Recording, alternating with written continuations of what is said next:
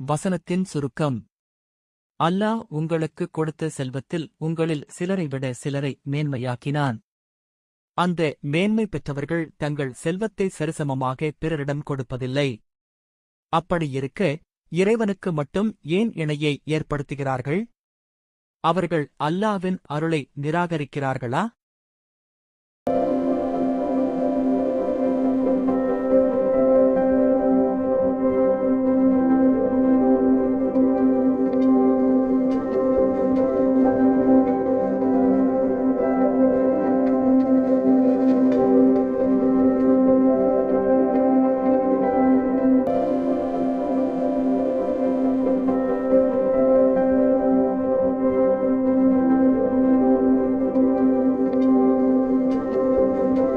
والله فضل بعضكم على البعض في الرزق فما الذين فضلوا برادي رزقهم على ما ملكت أيمانهم فهم فيه سواء أفبنعمة الله يجحدون.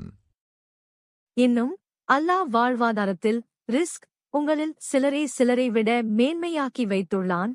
அவ்வாறு மேன்மையாக்கப்பட்டவர்கள் தங்களுக்கு வழங்கப்பட்ட வாழ்வாதாரங்களை தங்களிடம் உள்ள அடிமைகளிடம் தங்களுக்கு சமமாக பங்கிட்டு கொடுப்பதில்லை. அவ்வாறு கொடுத்தால் அவர்களும் இதில் சமமாகிவிடுவார்கள். அப்படியிருக்க அவர்கள் அல்லாஹ்வின் அருட்கொடைகளையா நிராகரிக்கிறார்கள்? திருக்குரான் அத்தியாயம் 16 அந்நேல் வசனம் 71. இந்த வசனத்தின் கருப்பொருள்: 1. பொருளாதார ஏற்றத்தாழ்வு. மனிதர்களுக்கு வழங்கப்பட்டுள்ள செல்வம் மற்றும் வசதிகள் சமமாக இருப்பதில்லை. இது ஒரு சோதனைக்காகவும் சமூக ஒழுங்குமுறைக்காகவும் இறைவன் ஏற்படுத்திய அமைப்பாகும். 2. படைத்தவனுக்கு இணை வைத்தல். இந்த வசனம் ஒரு ஆழமான உதாரணத்தை கூறுகிறது. ஒரு முதலாளி தன் செல்வத்தை அடிமைகளுக்கு கொடுத்து தனக்கு சமமாக ஆக்க விரும்புவதில்லை.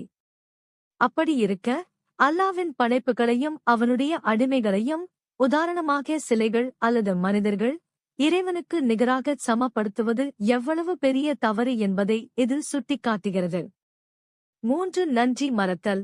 மனிதர்களுக்கு கிடைக்கும் செல்வம் அவர்கள் திறமையால் மட்டும் வந்ததல்ல, அது இறைவனின் அருட்கொடை. அதை உணர மறுப்பது இறைவனுக்குச் செய்யும் நன்றிகேடாகும். செல்வம் என்பது இறைவன் நமக்கு அளித்த ஒரு சோதனை. அதை அவனது அருட்கொடை என்று உணர்ந்து அவனுக்கு மட்டுமே நன்றி செலுத்தி வாழ்வதே உண்மையான வெற்றியாகும். முதியவரின் ஆழமான விளக்கத்தை கேட்ட மக்கள் தங்கள் செல்வச் செருக்கை விடுத்து, அனைத்து அருட்கொடைகளும் இறைவனுக்கே உரிய